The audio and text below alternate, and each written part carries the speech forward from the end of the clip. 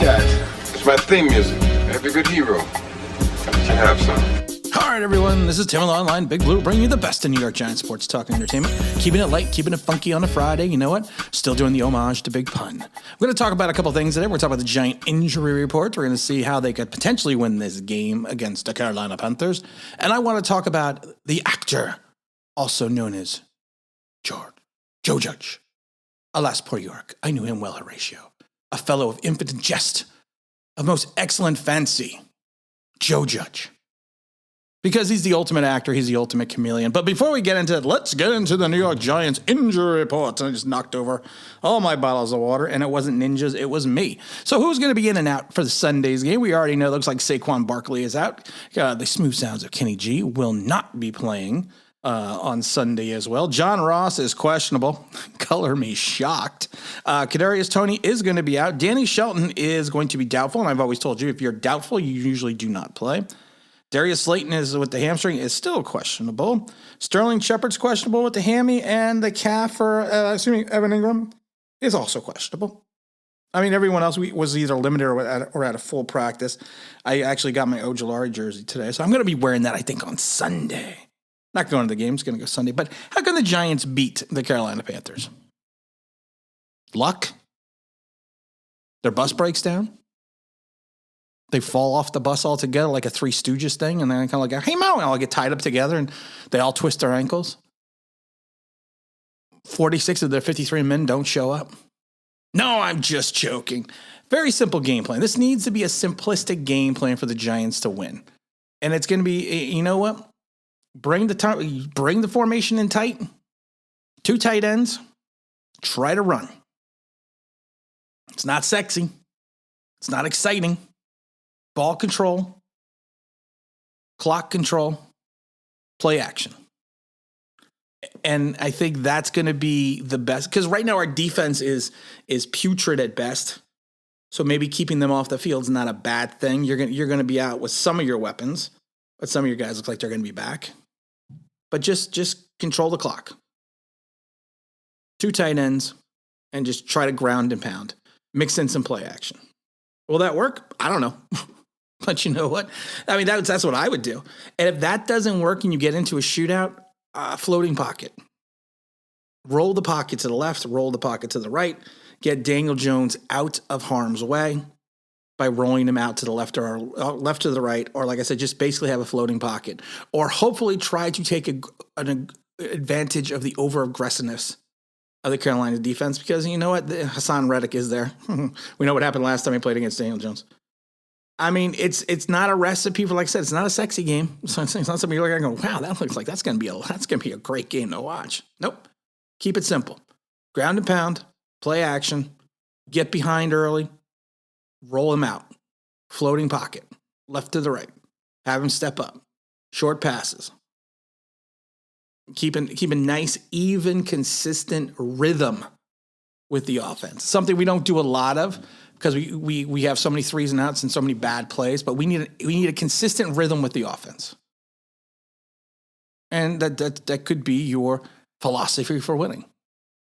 I want to talk about Joe Judge, though, because Joe Judge came out on Thursday and said it's all up to him to right the ship. I'm the head coach. It's my responsibility. Point blank basically what he said. Every player on this field, every position, the execution, it all comes down to me. The fish stinks from the head down.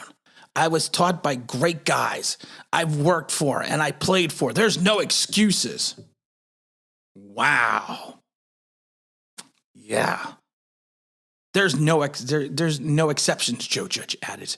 You demanded of your coaches to make sure, all 26 of our coaches, to make sure your players are playing the right way. You demanded of the players about what to do, and they have to go out there and do it, but it starts with me and it ends with me. I laugh because Joe Judge, man, and if you have kids watching, just have them cover their ears. Oh, Joe Judge is the ultimate asshole. For a year and a half, he's preaching this, and I'm a teacher, and I'm a this, and 60 minutes of smash mouth football, and we're going to do this, and we're going to do this. And he never laid blame on anything, on anyone, really. And he to the point that people used to say that he is a caricature of a head coach. And I said that as well. I think I said it first. He's a caricature of a head coach. He is. He's Al Pacino on any given Sunday. And then all of a sudden he changes courses. Everything starts with me now. The fish stinks from the head down. It's all me. Okay, this is something that I've taught people when I was in business. This is something I teach my son. If you get in trouble and if something is going wrong, the first thing that you would do is self-deprecating. You self-deprecate yourself. You all of a sudden just start blaming yourself. And the first thing you start saying is to everyone else is, it's my fault. I did it. And then let's go on from there. Because of the fact that once you go out there and put that out there, there's not much that people can say to you. It's very psychological. And Joe Judge is very psychological. And not in a very good way, because I don't think he's a very good head coach. But that's what he's doing. He's laying blame on himself, not to remove the blame from the players, not to remove the blame from the coaching staff, but to remove the blame from himself, because no one will sit there and say, and I guarantee, I haven't gone on Twitter, but I guarantee there's so many people out there on Twitter like, wow, see that Joe Judge is taking responsibility. He's taking responsibility for this team. You're 7-15. You're taking responsibility now? No, he's deflecting. Because once you say that, what are you going to say about Joe Judge? Well, he didn't take responsibility. There's nothing you can say. There's nothing you can do from that point in time. It's very psychological. And honestly, I think it's a poor acting job. I think it's a poor sell, because I don't believe it. I never believed it when he won the press conference. I did a whole video about that, about Joe Judge won the press conference. I didn't think he won the press conference. I think he just used coaches speak. We're going to play a full 60 minutes. We're going to play within ourselves.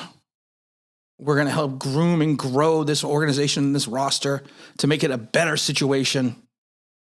We're going to teach these guys the right way and hold them accountable. And God willing, we're going to win. Coaches speak. That's all it is. And right now, all he's trying to do is buy himself some time. If they throw up another stinker and go 1-6, Joe Judge may be looking for a job. Because if I was a Giant organization, I would stop the bleeding. And I laugh when people said, well, maybe Jason Garrett will become the interim head coach. It's not as funny as it sounds.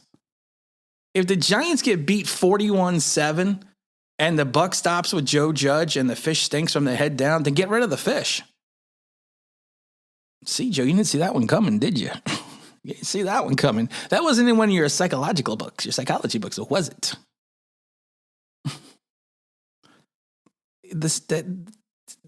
It does stink from the head up down, from the neck down. It does stink. And you got like 26 coaches on this team, all failed head coaches. The staff that you have assembled, and a lot of these coaches are Joe Judge guys, because the Giants would not be continuously hiring these failed college head coaches with almost zero head coaching. Any type of experience coaching in the NFL to be part of this organization. That's why they went out and got Jason Garrett. It's time, Joe. And you not taking responsibilities for some of the stupid shit you have done in regards to being 7-15. Because you've done some stupid shit, Joe. You've done some stuff. Why didn't you take responsibility then? Why didn't you stand up in front of the mic when you threw the red flag? You know what would have been funnier if you would have said, you know what? I know the rule. I was just pissed. That would have been a better way to go, Joe. Or when you use your timeout stupidly and forget how and don't you understand clock management. You could have just said, you know what? It's a learning experience. I'm moving forward. I'm learning from my mistakes. And God willing, we'll be able to win. And again, this is Tim with Online Big Blue, bringing you the best in New York Giants sports talk and entertainment. And as always, if you could if you subscribe, ring that bell, you think that means that'd be awesome.